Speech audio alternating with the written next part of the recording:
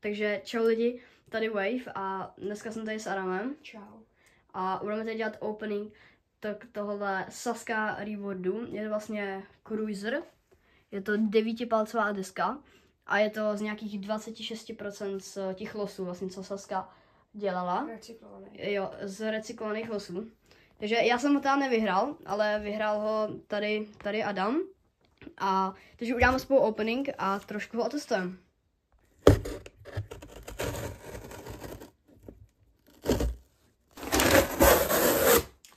OK, tak pojď.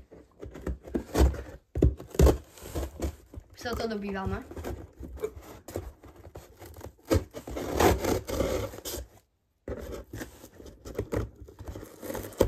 No, pojď.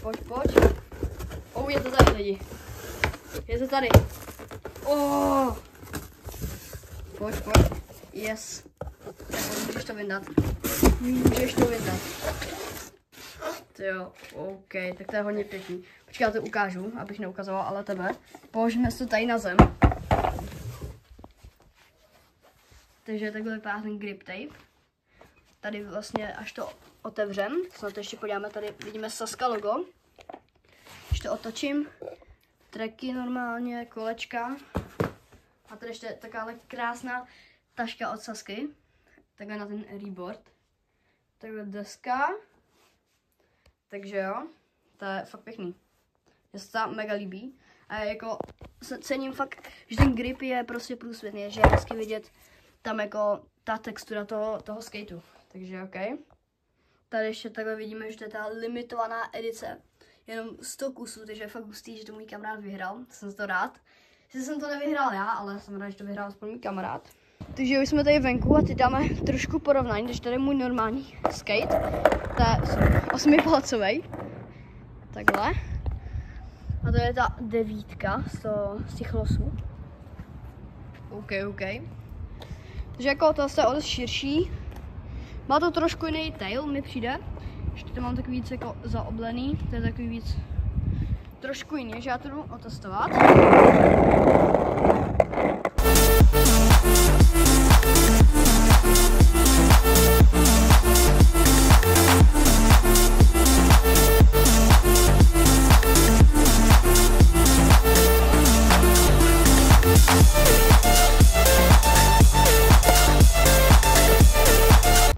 Takže lidi teď jdu udělat ollie na Sazka boardu, nebo prvně vlastně na normálním a potom na Sazka, ale Sazka jako vidíte, že je širší, takže to je těžší, že jo, protože čím větší skate, tak tím slabší nohy, nebo jako nějak tak.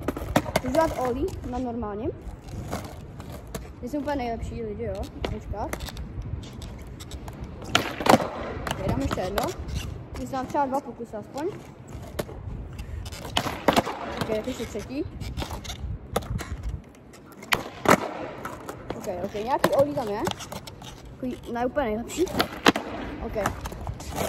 Teď vezmu Sazka.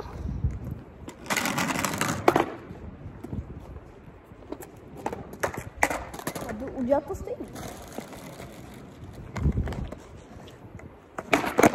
Ok, první pokus je takový špatný. Jako, je to fakt širší deska, takže...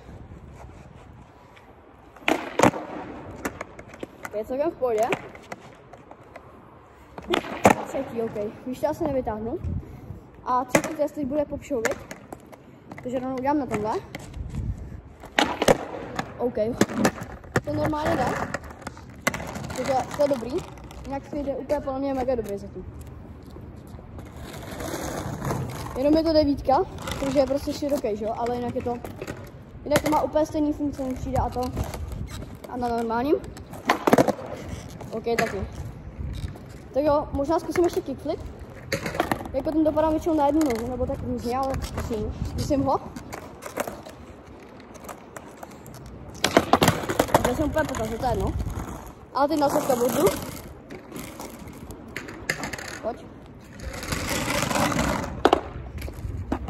Let's go.